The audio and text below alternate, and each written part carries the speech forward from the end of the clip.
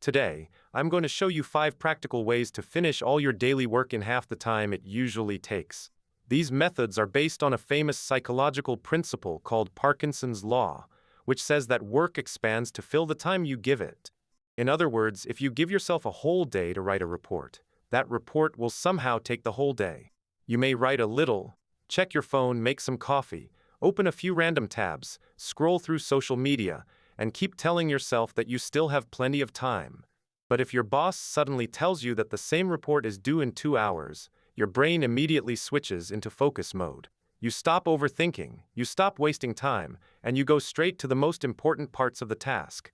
That is why controlling your deadline can completely change your productivity. So if you want to take control of your time instead of letting time control you, here are 5 practical strategies you can start using today. The first strategy is strict time boxing. Instead of keeping an open-ended to-do list and working on each task until it is finally done, give every task a clear and slightly uncomfortable deadline. A good rule is to set the deadline about 30% shorter than the time you think you need. If you think writing an email will take 1 hour, set a countdown timer for 40 minutes. If you think preparing a short presentation will take 3 hours, give yourself around 2 hours. The goal is not to rush carelessly, but to create enough pressure for your brain to focus on what truly matters. When there is a countdown timer in front of you, your brain becomes much better at cutting out unnecessary details, avoiding distractions, and moving directly toward the core of the task. The second strategy is to break big tasks into small, clear milestones.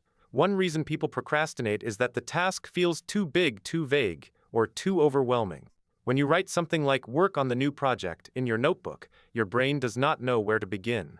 So instead of starting, it avoids the task. A better approach is to break that big task into simple, specific actions.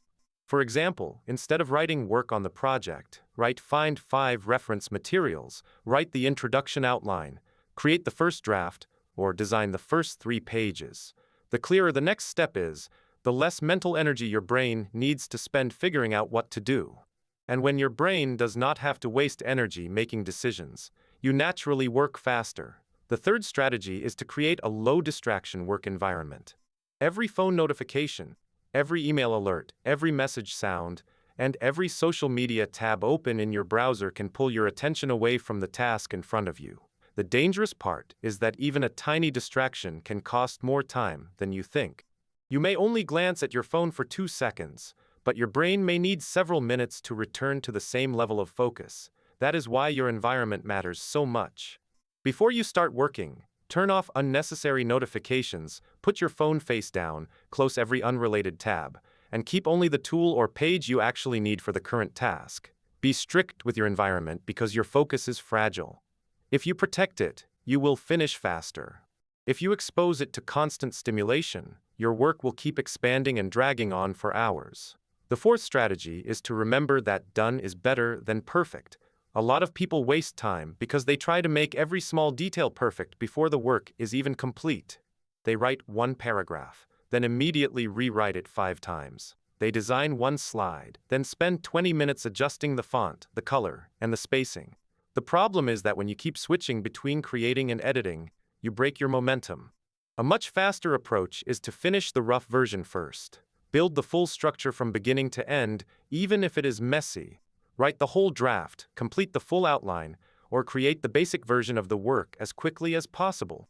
Once you have something complete, then use the final 15 or 20 minutes to review, polish, and fix mistakes.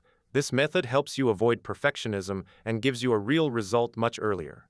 The fifth strategy is to take short, intentional breaks. Many people think working nonstop for several hours means they are being productive, but in reality, the longer your brain works without rest, the slower it becomes. Your focus drops, your decisions get worse, and simple tasks start taking longer than they should. A better way is to work in cycles.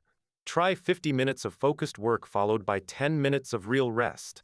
During those 10 minutes, do not scroll on your phone, because that only gives your brain more stimulation.